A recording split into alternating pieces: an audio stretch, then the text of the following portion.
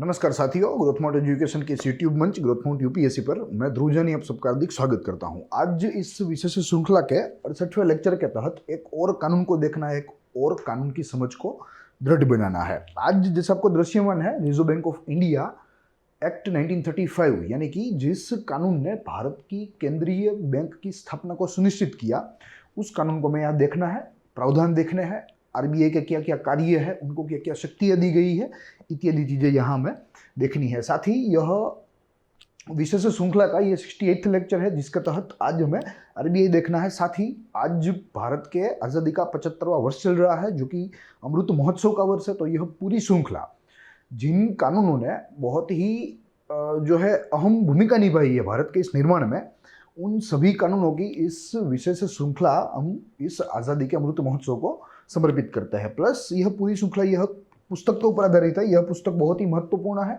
बहुत ही finally crafted है, finally designed है, जो कि न केवल यूपीएससी की तैयारियों को संतोषती है, मगर यूपीएससी के साथ अन्य जो सारी परीक्षा है, चाहे वो राज्य कक्षा की हो, चाहे वो राज्य में भी सब लेवल्स के हो, या आप कह सकते हो कि स्तरीय हो, उन सारी परीक्षाओं में यहाँ ये माहितियाँ जो दी गई है इस पुस्तक में, वो बहुत ही उपयोगी साबित हो सकती है। एक पर्सपेक्टिव कि कानून क्या होते हैं, उनका कार्यान्वयन कैसे होता है, वो एक पर्सपेक्टिव क्रिएट करने में यह बुक हमें बहुत ही उपयोगी साबित हो रही है। डूयो है यह बुक की, एक में इंपॉर्टेंट एक्ट्स की चर्चा की गई है, वहीं दूसरी बुक में important judgments of supreme court की चर्चा की गई है, जिन जजमेंट्सों ने आज के हमारे इस संविधान के आज का जो स्वरूप है, आज का जो स्ट्रक्चर है, उसे शेप किया, उसे आप कह सकते हो कि उसका निर्माण किया।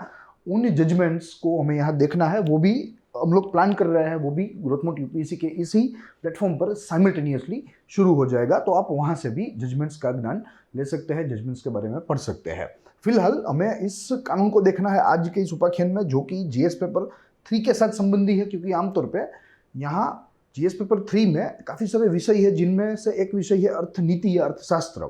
तो यहाँ यह सारी चीज़ें इस पर्टिकुलर जीएस के विषय के साथ हम लोग लिंक कर सकते हैं। प्लस यह बुक 12 खंडों में विभाजित है, जहाँ हम लोग 8वें खंड में अभी खड़े हैं, कुल और 4 खंड में देखने हैं।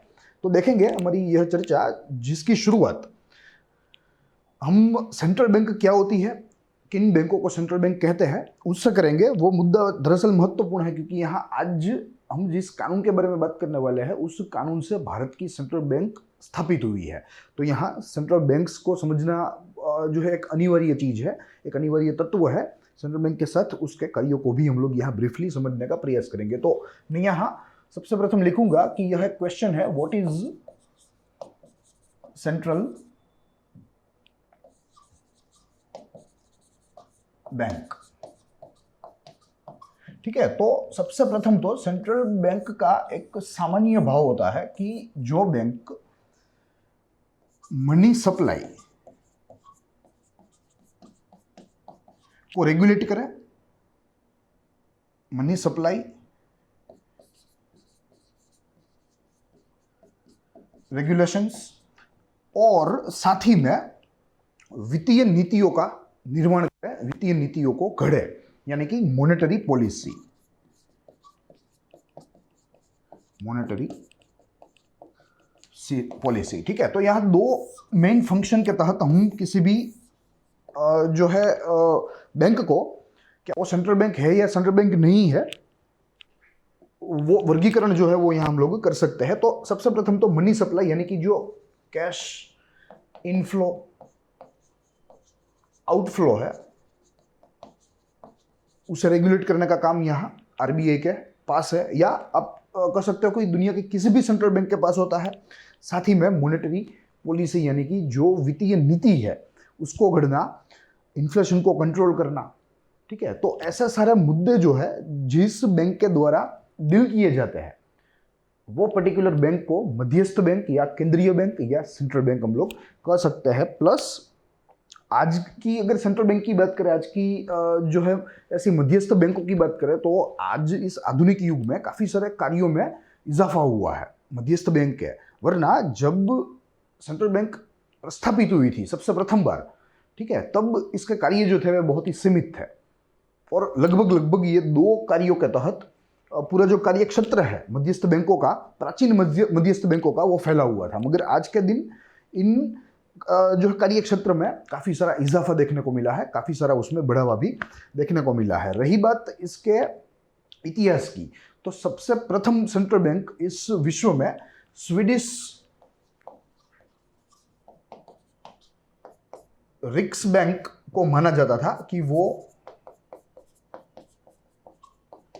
इस विश्व की प्रथम सेंट्रल बैंक थी। ये नाम हमें याद रखना है क्योंकि ये फैक्चुअल भी है, साथ ही में सेंट्रल बैंक के इस मुद्दे को समझने के लिए भी हमें यहाँ ये माहितियाँ जो है वो एक जो है उपयोगी तत्व बन सकती है। तो स्वीडिश रिक्स बैंक थी जो कि 17वीं शताब्दी में, 17th सेंचुरी में सबसे प्रथम बार प्रस्थापित हुई थी। स्वीडिश यानी कि यह यूरोपियन प्रदेश है। फिर उसके बाद 18वीं शताब्दी के शुरुआत में central bank of the era, यानी कि इस पूरे जो है समय का सबसे बड़ा, सबसे ताकतवर सेंट्रल बैंक यानी कि मध्यस्थ बैंक जो है वो स्थापित हुआ, और वो था बैंक ऑफ इंग्लैंड, जिसे बैंक ऑफ इंग्लैंड के नाम से हम लोग जानते हैं। और वो सेंट्रल बैंक ऑफ एरा के नाम से या उसकी उपाधि से, उसकी पदवी से जाना जाता है, bank of England, 18th century. फिर बाद में यूरोप में एक सेंट्रल बैंक के एस्टेब्लिशमेंट की पूरी सीरीज चली। There were numerous central banks established in the European region. फिर बाद में वही जो कॉलोनियल पावर्स थे वे पूरे विश्व में फैले। तो अलग अलग जगहों पर, अलग अलग राष्ट्रों में, अलग अलग खंडों पर उनके द्वारा जो है यह सेंट्रल बैंक का या मध्यस्थ बैंक का विचार दिया गया, और यह विचार धीरे धीरे सारे विश्व में फैल गया। तो आज तकरीबन अगर देखें तो लगभग 150 से अधिक देशों में मध्यस्थ बैंक कार्यरत है, इंक्लूडिंग इंडिया। भारत में भी सेंट्रल बैंक है। भारत जैसे ही पूरे विश्व में लगभग 200 के करीब देश है, उनमें से 150 के ऊपर देशों के पास अपनी मध्यस्थ बैंक है, जो वहाँ के मनी सप्लाई का, साथ ही में मॉनेटरी पॉलिसी का और कई सारे ऐसे आधुनिक कार्यों का ख्याल रखता है। ठीक है, तो ये सेंट्रल बैंक का एक ब्रीफ आप विहंगावलोकन या एक ब्रीफ ओवरव्यू कह सकते हैं। फिर बाद में ब्रिटिशर्स यानी कि जो अंग्रेज थे वे भारत में आए, तो भारत में भी उन्होंने यह विचार जो है वो आगे रखा, और भारत में उन्हीं के जो है मोडस ऑपरेंडी पर, उन्हीं की कार्य रीति पर यहाँ हमारी जो सेंट्रल बैंक है वो एस्टेब्लिश हुई थी। हालांकि यह जो आरबीआई का जो एक्ट है जो आज हम देखने वाले हैं, वो अपने आप में कॉलोनियल एक्ट है, यानी कि वो आप कह सकते हैं कि उपनिवेशीवादी कानून है, जो कि उन्होंने बनाया था। उन्होंने ही आरबीआई को जो है ऐसे पावर्स दिए थे, आरबीआई को पावर्स देके सेंट्रल बैंक बनाया था। ठीक है, तो ये जो है अपना आप में इसकी पूरी ब्रीफ हिस्ट्री है। तो ये सेंट्रल बैंक है। अब हम शुरू करेंगे इंट्रोडक्शन से, माइंड मैप की मदद से चीज़ों को देखते चलेंगे। इंट्रोडक्शन के बाद बैकग्राउंड, फिर बाद में ऑब्जेक्टिव्स, इंपॉर्टेंट प्रोविजंस, फिर अगर कोई इसमें अमेंडमेंट्स होते हैं तो वो, और उसके साथ अंत में हम लोग क्रिटिसिज्म एवं इंपॉर्टेंस के बारे में देखेंगे। तो यहाँ शुरू करेंगे इंट्रोडक्शन से, जिनमें सबसे प्रथम है आरबीआई यानी कि reserve bank of India act 1934 is a colonial legislation, यानी कि यह एक संस्थानवादी या उपनिवेशवादी कानून है, जो कि उनके द्वारा ही बनाया गया था, और उन्हीं के द्वारा बनाया हुआ इस कानून ने आरबीआई को स्थापित किया, यानी कि रिजर्व बैंक ऑफ इंडिया को स्थापित किया। तो अगर हमें पूछा जाए कि आरबीआई को किस कानून के तहत स्थापित किया गया है, तो वो कानून था 1934 का आरबीआई एक्ट, और जो स्थापना हुई वो 1935 में हुई, 1935 में हुई। RBI is India is central bank. Central bank हमने देखा कि क्या होता है, बैंकों का बैंक होता है, बैंकों की जो है माता उसे माना जाता है, काफ़ी सारी उपाधियों से सेंट्रल बैंक को जाना जाता है। मगर हमने कार्य की दृष्टि से उसे देखा कि इसके मूलभूत 2 कार्य है। सबसे प्रथम मनी सप्लाई को रेगुलेट करना, कैश आउटफ्लो इनफ्लो को, साथ ही में मॉनेटरी पॉलिसी बनाना, जिसके तहत काफ़ी सारे मैक्रो इकोनॉमिक इंडिकेटर्स को रेगुलेट किया जा सके। तो ये 2 कार्य भारत में अगर किसी के द्वारा हो रहे हैं तो वो है भारतीय reserve bank, which is responsible for controlling the issue and supply of the Indian rupee, यानी कि इश्यू भी उसमें आ गया, उसका सप्लाई भी आ गया।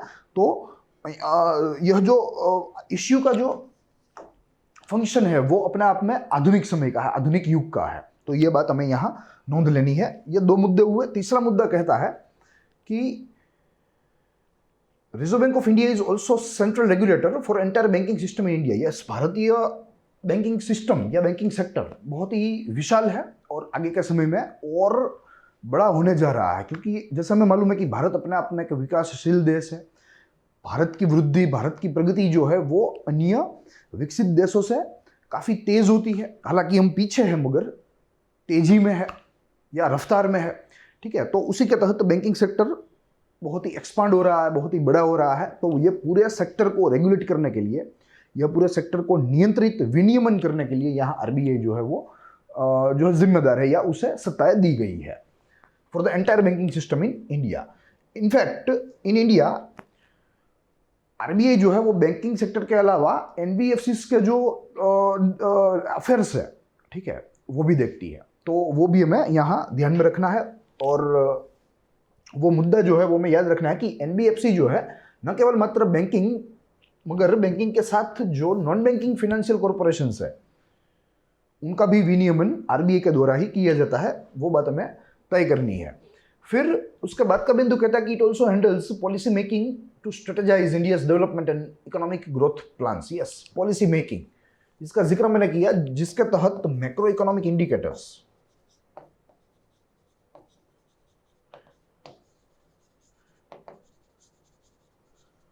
को स्टेबल रखा जा सके या उनमें वृद्धि की जा सके, जिनमें सबसे अच्छा एग्जांपल अगर हमें देना है तो वो है इन्फ्लेशन। काफ़ी सारे हैं, पॉवर्टी है, अनएम्प्लॉयमेंट है, ये सारी चीज़ें हैं, मगर इन्फ्लेशन जो है वो इसका एक सबसे अच्छा उदाहरण है, क्योंकि आरबीआई की नीतियों के ऊपर ही इन्फ्लेशन जो है वो तय होता है। आरबीआई की ब्याज की नीतियों के ऊपर, जो अपने आप में क्वार्टरली या आप कह सकते हो कि at the end of every 6 month आते हैं, जिनमें फेरफार किए जाते हैं आरबीआई के द्वारा, आरबीआई के बोर्ड के द्वारा, ठीक है। तो उसी पॉलिसी मेकिंग के तहत यहाँ मैक्रो इकोनॉमिक इंडिकेटर्स को स्टेबल रखना, उसे स्थायी रखना, जिसकी वजह से या जिसके परिणाम वृद्धि जो है वो सुनिश्चित की जा सके, वृद्धि के साथ विकास भी सुनिश्चित किया जा सके।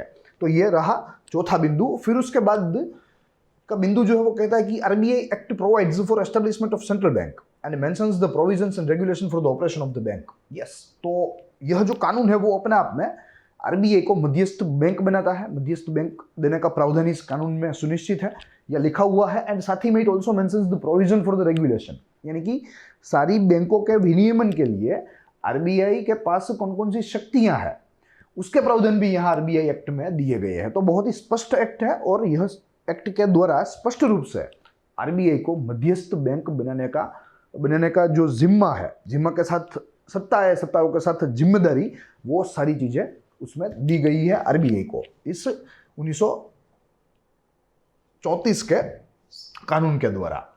फिर उसके बाद आगे देखें तो act also contains the list of schedule banks that come under the preview of RBI. Yes, तो यहाँ भारत में काफी सारे बैंकों के प्रकार हैं, जिनमें जो सेकंड शेड्यूल्ड बैंक्स है या आप कह सकते हो कि जो शेड्यूल्ड बैंक्स है वो सेकंड अनुसूची या सेकंड शेड्यूल में सूचित है, ठीक है। तो वो लिस्ट भी यहाँ आरबीआई के पास है। साथ ही शेड्यूल्ड सेकंड बैंक्स जो है उनको समझना है, ये एक अपने आप में अर्थशास्त्र का स्टैटिक मुद्दा है, जिनके तहत ऐसी बैंकें होती है जहां जिन्हें आरबीआई के द्वारा कुछ फेवर्स मिलते हैं, क्योंकि वे आरबीआई के द्वारा जो सुनिश्चित रूल्स एंड रेगुलेशंस है उनका पालन करते हैं, उनका जो टर्नओवर है, उनका जो नेटवर्थ है वो एक लेवल से ऊपर होता है, ठीक है। साथ ही में आरबीआई को रूल्स एंड रेगुलेशंस का अच्छी तरीके से क्रियान्वयन किया जाता है। तो ऐसी बैंक है आरबीआई के द्वारा फेवर्स प्राप्त करती है। तो ऐसी बैंकों को सेकंड शेड्यूल्ड बैंक्स कहा जाता है। और ये जो सारी बैंकें हैं जिनके साथ हम फेमिलियर है आज के दिन, चाहे वो पंजाब नेशनल ले लो, बैंक ऑफ इंडिया ले लो, सेंट्रल बैंक ले लो, आईसीआईसीआई, एचडीएफसी, जो कोई भी फैमिलियर बैंक है जो पॉपुलर है थोड़ी बहुत, वो सारी बैंकें यहाँ दूसरी अनुसूची में जो है सूचित है। तो वो बात भी हमें यहाँ नोंद लेनी है। And after that RBI also provides the guideline for the formulation, implementation, monitoring and supervision of the monetary policy and regulating and supervising the financial system of the country. Yes, तो financial system के लिए monetary policy होना आवश्यक है। अच्छे वृद्धि के लिए, अच्छे विकास के लिए अच्छी मॉनिटरी पॉलिसी होना आवश्यक है, तो यहाँ मॉनिटरी पॉलिसी का निर्माण भी आरबीआई के द्वारा ही किया जाता है, वो सत्ता भी आरबीआई में ही निहित है। तो ये बात की भी हमें नोंद लेनी है। हालांकि यहाँ ये भी सुनिश्चित करना है कि जैसे हमें मालूम है कि यह एक वर्क डिवीजन का लॉ है कि कोई भी व्यक्ति या कोई भी संस्था को अगर जिम्मेदारी मिलती है तो उनके साथ सत्ताएं भी मिलती है। तो यहाँ सत्ताएं भी है, सत्ताओं के साथ टूल्स भी मिलते हैं। ठीक है, तो आरबीआई के पास यहाँ टूल्स भी है, वो उस टूल्स की मदद से मॉनेटरी पॉलिसी को बनाते हैं। उसमें क्वांटिटेटिव टूल्स भी है, क्वालिटेटिव टूल्स भी है, जो कि अपने आप में अर्थशास्त्र के जो है स्टैटिक का एक विषय है, जो कि हम हाइपोथेसिस के तहत उसमें देखने का प्रयास करेंगे। मगर अगर चीज़ों को आपको समझना है तो आप इकोनॉमिक सर्वे, ग्रोथमाउंट यूपीएससी के इसी प्लेटफॉर्म पर इकोनॉमिक सर्वे का जो पूरी प्लेलिस्ट है, उसमें से बैंकिंग सेक्टर रिलेटेड जो चैप्टर है उसमें से आप रेफरेंस ले सकते हैं। वहाँ सारी चीज़ों को अच्छी तरीके से समझाया गया है, कौन कौन से क्वांटिटेटिव टूल्स है, कौन कौन से क्वालिटेटिव है, उनका क्या फंक्शन है, वो सारी चीज़ें विस्तृत रूप से समझाई गई है। तो आप वहाँ से वो रेफरेंस ले सकते हैं। फिलहाल यहाँ मात्र और मात्र हम लोग फंक्शन एवं जो है उसका कार्य आरबीआई संबंधी महत्वपूर्ण प्रावधान, इन्हीं चीज़ों की चर्चा करेंगे। टेक्निकलिटीज़ की चर्चा यहाँ आज के इस उपाख्यान में, इस श्रृंखला के उपाख्यान में नहीं होगी, तो आप ये नोंद लीजिएगा। तो यहाँ मॉनेटरी पॉलिसी बनाने का जिम्मा संक्षिप्त रूप से आरबीआई को प्राप्त है, वो हमें यहाँ से सार लेना है। अब ये बात रही इंट्रोडक्शन की। अब बैकग्राउंड के बारे में देखेंगे कि कैसे आरबीआई जो है आज का वो इवोल्व हुआ। सबसे प्रथम बिंदु कहता है कि आरबीआई वो setup, I am sorry, through this act in the year 1935। Yes, 1934 का ये एक्ट, और आरबीआई की स्थापना 1935 में। Initially, headquarters of central government was, central bank, rather it is a central bank, not government. So please take note of that. Was established in Kolkata, but was permanently moved to Mumbai in year 1937. क्योंकि हमें मालूम है कि भारत में British राज्य के जो headquarters थे, जो मुख्य मथक था भारत में ब्रिटिश राज्य का, शुरुआत में वो बंगाल था। तो यहाँ सबसे प्रथम कोलकाता के आजू बाजू के इलाके में ही इसकी जो है सेंट्रल ऑफिस, जो है सेंट्रल बैंक की, मध्यस्थ बैंक की केंद्रीय कचहरी, वो यहाँ पर स्थापित की गई थी। मगर कुछ ही सालों में, यानी कि 1937 में इसे परमानेंटली मुंबई जो है इसे विस्थापित कर दिया गया। तो ये दूसरा बिंदु रहा। तीसरा बिंदु कहता है कि headquarter of central office of RBI means where governor sits and where policies are formulated. सबसे प्रथम तो हमने देखा कि यह मध्यस्थ बैंक है, मध्यस्थ बैंक यानी कि सेंट्रल बैंक। फिर उसकी मध्यस्थ कचहरी यानी कि सेंट्रल ऑफिस। देखिए, तो आज की अगर आरबीआई की बात करें तो आरबीआई का हेडक्वार्टर तो बिल्कुल मुंबई में ही है, जो हम सबको मालूम है। मगर उसकी रीजनल ऑफिसेज भी होती है, जोनल ऑफिसेज भी होती है। ठीक है, मगर इनमें से विच इज सेंट्रल ऑफिस, केंद्रीय कचहरी कौन सी है? तो केंद्रीय कचहरी उसे कहा जाता है जहां आरबीआई के मुख्य गवर्नर बैठते हैं और जहां ऐसी नीतियां जो है उनका निर्माण होता है, जिनको या ऐसी नीतियों को जहां गढ़ा जाता है, वो कचहरी को मध्यस्थ बैंक की मध्यस्थ कचहरी कहते हैं। तो ये बात भी हमें यहाँ समझनी है। Then after since nationalization of central bank in the year 1949, यानी कि आरबीआई जो है वो 1949 के पहले it was a private company.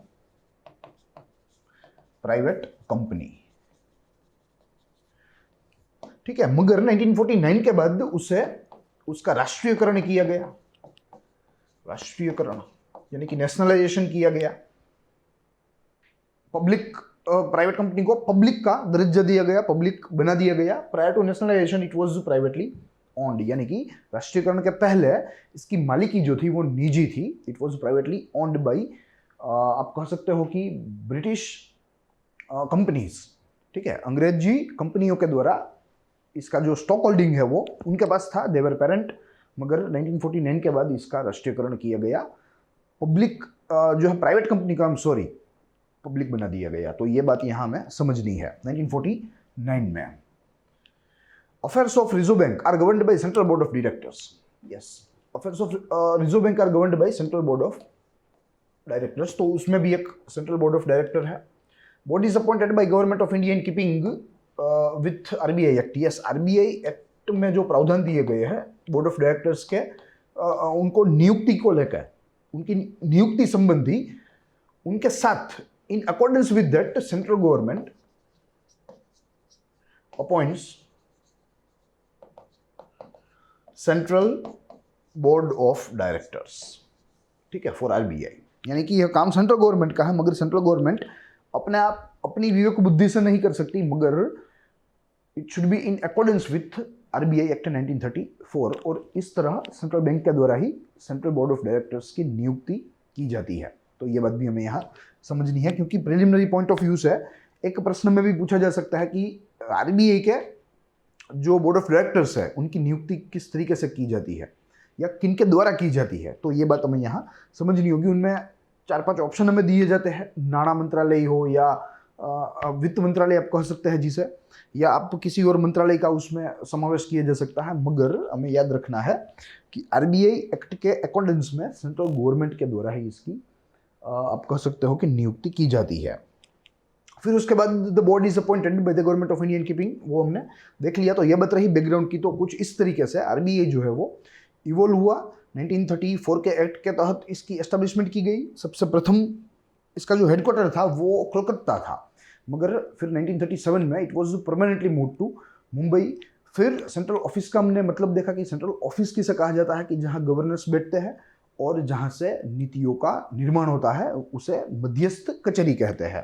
Then we saw nationalization plus what was the ownership status before nationalization या प्रायर टू नेशनलाइजेशन, वो हमने भी देखा कि किस तरीके से निजी कंपनी थी, निजी कंपनी में से इसे सार्वजनिक बनाया 1949 के बाद। Then we saw about central bank, central board of directors, I am sorry, that the affairs of RBI, the affairs of RBI are governed by या आर डेल्ट बाई, आप कह सकते हो कि सेंट्रल बोर्ड ऑफ डायरेक्टर्स, जो कि एक internal body है आरबीआई की, और इसके नियुक्ति के भी प्रावधान हमने यहाँ देखे। तो कुल मिलाकर यह बैकग्राउंड की चर्चा हुई। देन आफ्टर ऑब्जेक्टिव्स की बात करें तो objective of the RBI act is to constitute the reserve bank of India, to regulate the issue of bank notes and to keep reserves with a view to secure monetary stability in India and to generally operate the currency and credit system of the country to its advantage. Yes, तो यहाँ कुल मिलाकर हमने जिस दो मूलभूत functions की बात की थी, दो मूलभूत कार्य की बात की थी, उसी की बात यहाँ की गई है, जिनमें सबसे प्रथम है regulation of supply of money, जिनमें इश्यू भी आ गया और उसका सप्लाई चेन भी आ गया। ठीक है, तो ये एक इसका प्रथम फंक्शन हुआ टू सिक्योर मॉनेटरी स्टेबिलिटी, ये इसका दूसरा फंक्शन हुआ मॉनेटरी स्टेबिलिटी।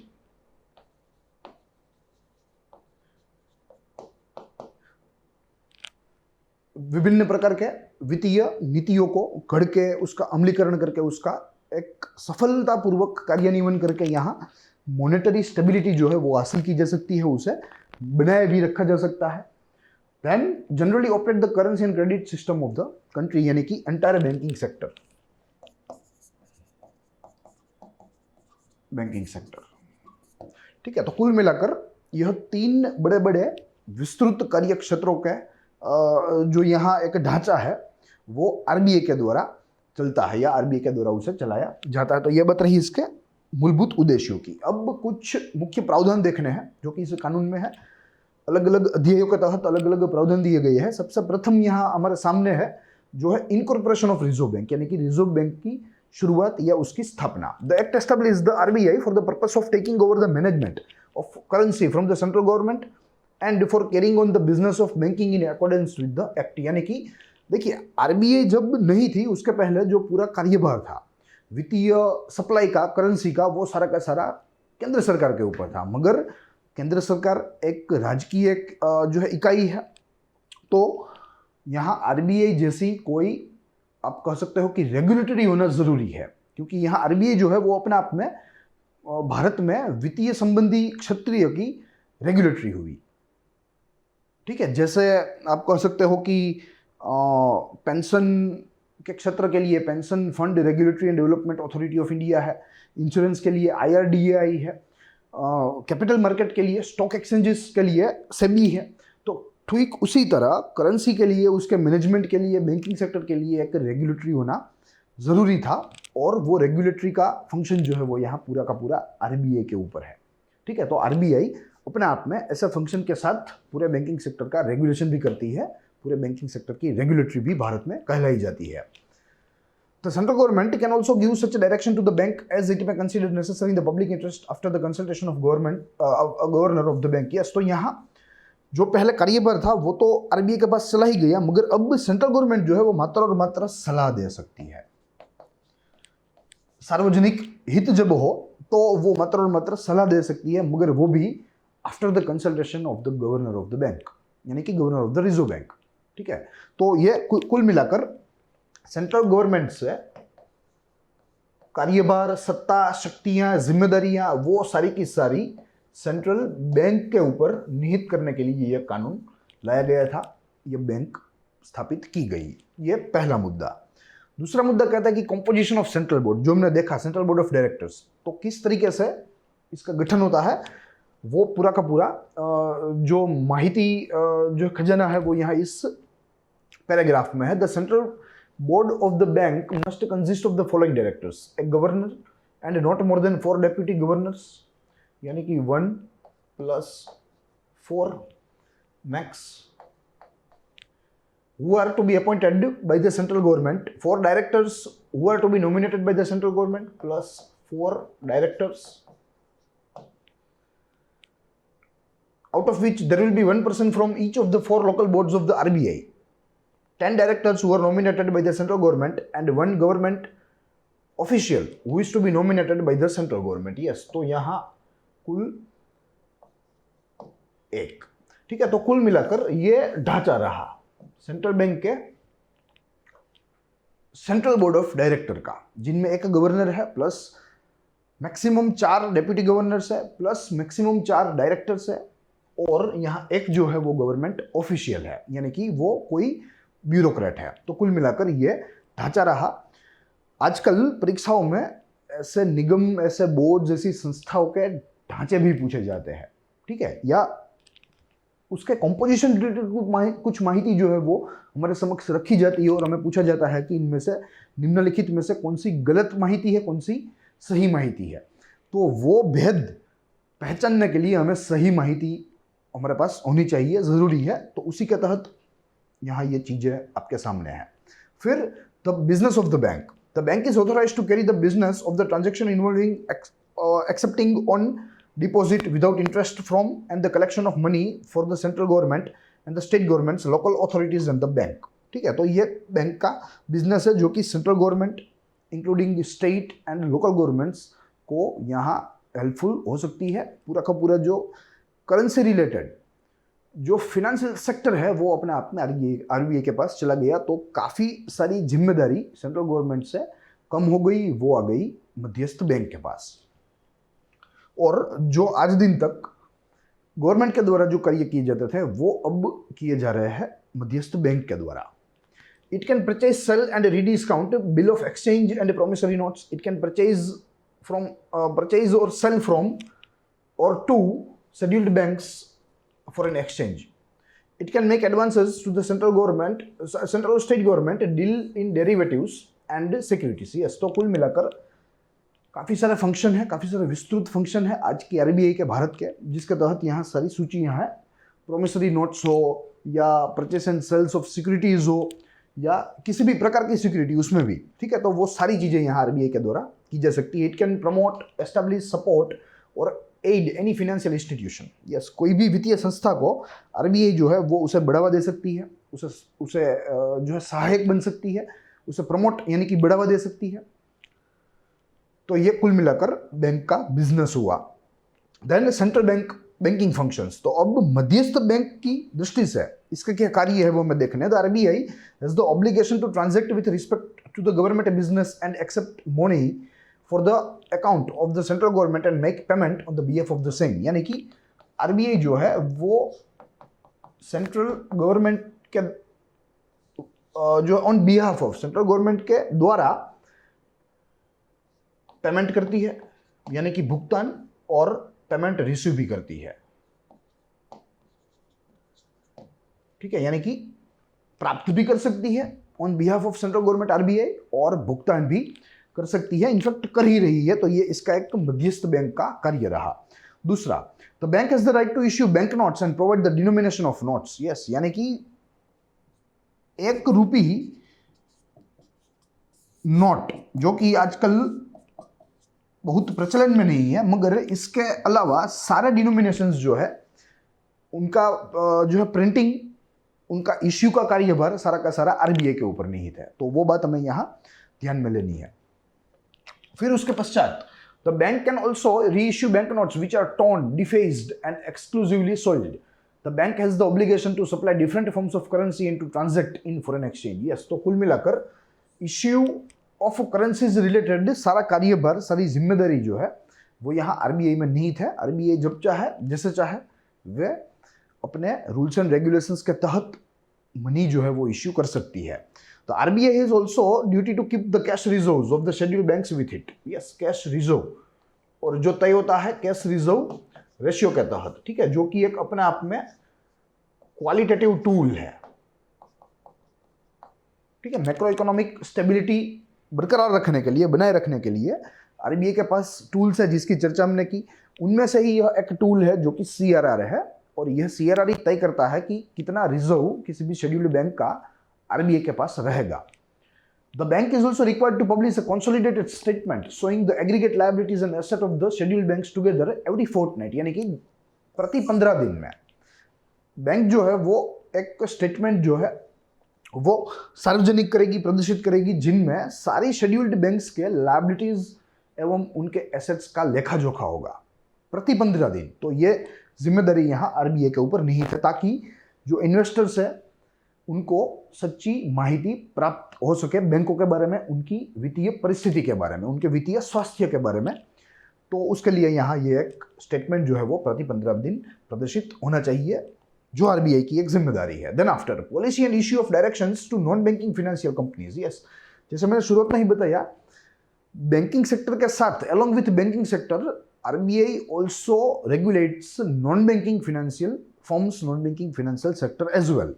तो देखते हैं, if the bank is satisfied that it is in the public interest to regulate the financial system of the country to its advantage or to prevent the affairs of non-banking financial companies being conducted in a manner that is detrimental to the interest of depositors, the RBI can determine the policy and give direction to all any of the NBFC. Yes, तो यहाँ संक्षिप्त में यह कहा गया है, यह भावना व्यक्त की गई है कि अगर आरबीआई को लगे कि भाई सार्वजनिक हित में, देश के हित में अगर किसी भी गैर वित्तीय संस्था को विनियमित करना पड़े, ताकि वे कोई ऐसी हरकत ना करे जो राष्ट्र के हित में ना हो, जो राष्ट्र के लिए हानिकारक हो, तो ऐसे संजोग में, ऐसे समय में आरबीआई जो है वो किसी भी एनबीएफसी को रेगुलेट कर सकती है, किसी भी एनबीएफसी के ऊपर अपने नियम जो है वो थोप सकती है।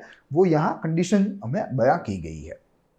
Then after general provisions with respect to central government, the central government has to transfer to the RBI rupee security of the value of rupees 5 crore to be allocated to reserve fund. The RBI is required to make a contribution every year to National Rural Credit Fund and the National Rural Credit Stabilization Fund to ensure the promotion of rural economic government, governance and increased inclusion of rural area into the formal banking system. Yes, तो RBI के ऊपर भी है कुछ कार्यभार है जिसके तहत उन्हें प्रति वर्ष सेंट्रल गवर्नमेंट को कुछ राशि इन दो फंड्स में देनी है, ताकि यहाँ रूरल क्रेडिट जो है वो भी स्ट्रॉन्ग हो सके, प्लस यहाँ जो रूरल क्रेडिट जो स्टेबलाइजेशन है, स्टेबलाइजेशन फंड, ठीक है, वो भी हो सके, ताकि इंक्लूसिव ग्रोथ को, इंक्लूसिव डेवलपमेंट को बूस्ट किया जा सके। साथ ही में ग्रामीण क्षेत्र में वित्तीय परिस्थितियों में सुधारा ला सके या लाया जा सके। तो उन जो है मूलभूत तत्वों के साथ यहाँ आरबीआई के ऊपर भी कुछ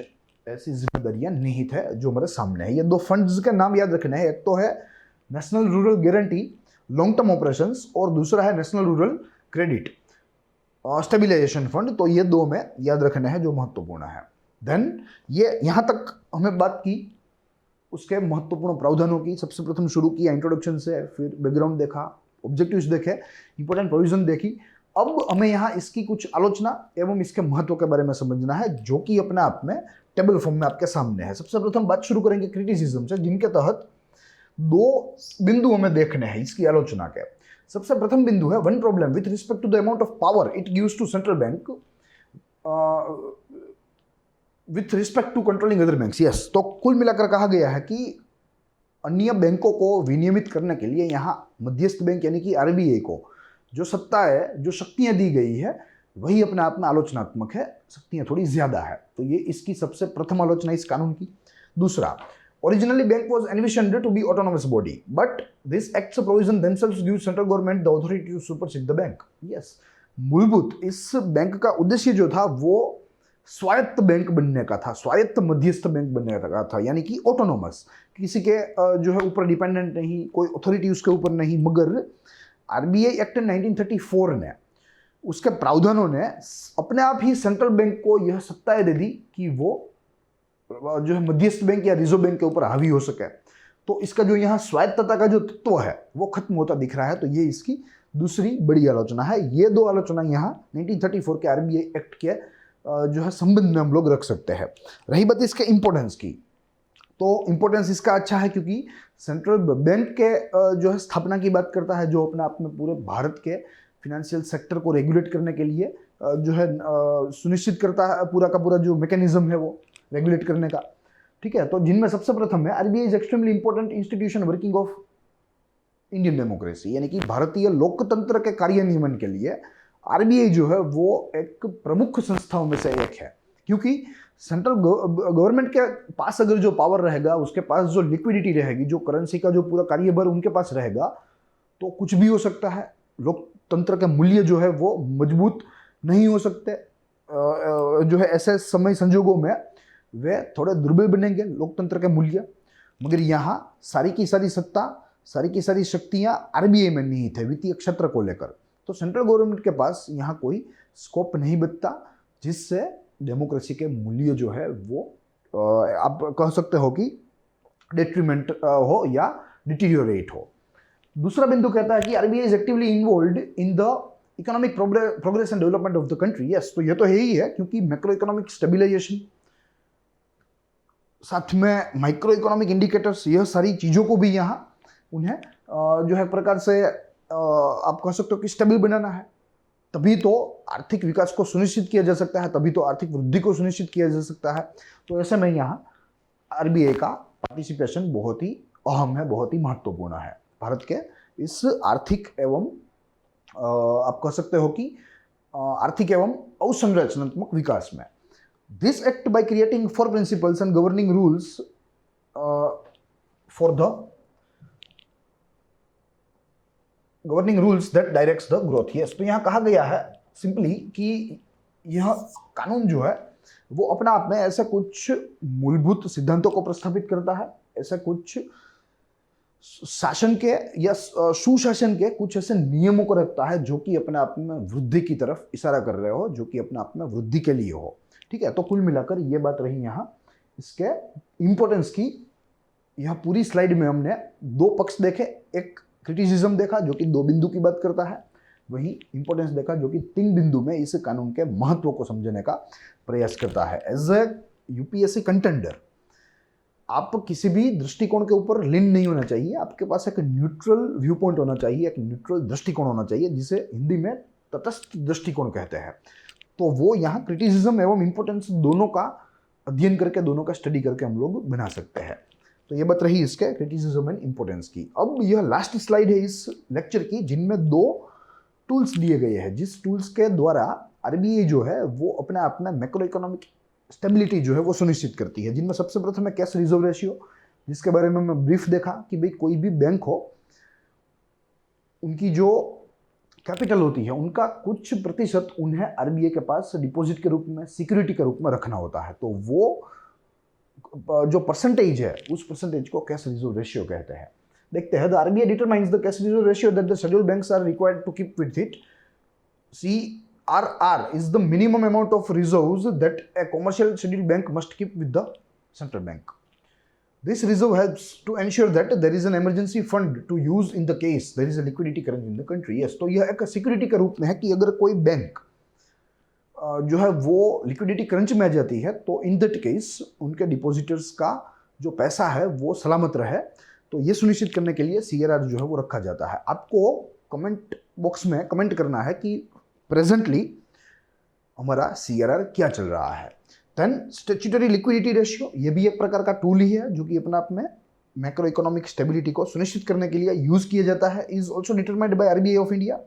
this is a reserve requirement that the commercial bank is necessitated to maintain in the form of cash और गोल्ड। यस, तो यहाँ ये तो कैश ही रखने हैं, मगर एक और ऐसी सिक्योरिटी डिपॉजिट है जो ऑप्शनल है, चाहे बैंक जो है वो गोल्ड में भी रख सकती है, चाहे वो कैश में भी रख सकती है। इट डिपेंड्स ऑन जो है बैंक, मगर उन्हें रखना जरूर है RBI के साथ। All the schedule commercial banks are required to report this ratio to the RBI every Friday and they can be penalized for holding reserves that are lesser than mandated minimum. Yes, तो यहाँ प्रति शुक्रवार बैंकों के ऊपर यह जिम्मेदारी है कि वो RBI के साथ ही है जो है पूरा का पूरा जो रिजर्व है वो टैली करे SLR का, यानी कि स्टैट्यूटरी लिक्विडिटी रेशियो का। और जहां कहीं भी ऐसा लगे कि भाई बैंक जो है वो पर्याप्त मात्रा में, जो पर्याप्त मात्रा RBI के द्वारा अधिसूचित की गई है वो बनाए रखने में नाकाम है, तो उस बैंक को पेनल्टी भी हो सकती है जुर्माने के रूप में। तो यहाँ ये दो प्रमुख एवं प्राथमिक टूल्स है, मॉनेटरी टूल्स, जिसे वित्तीय हथियार कह सकते हैं, जो कि RBI के पास होते हैं और इसी हथियार के साथ वे मॉनेटरी पॉलिसी बनाते हैं। मगर इन टूल्स को अगर आपको डिटेल में पढ़ना है तो स्टैटिक पोर्शन में तो हमें देखना ही है जब अर्थशास्त्र के बारे में, अर्थनीति के बारे में बात करेंगे। मगर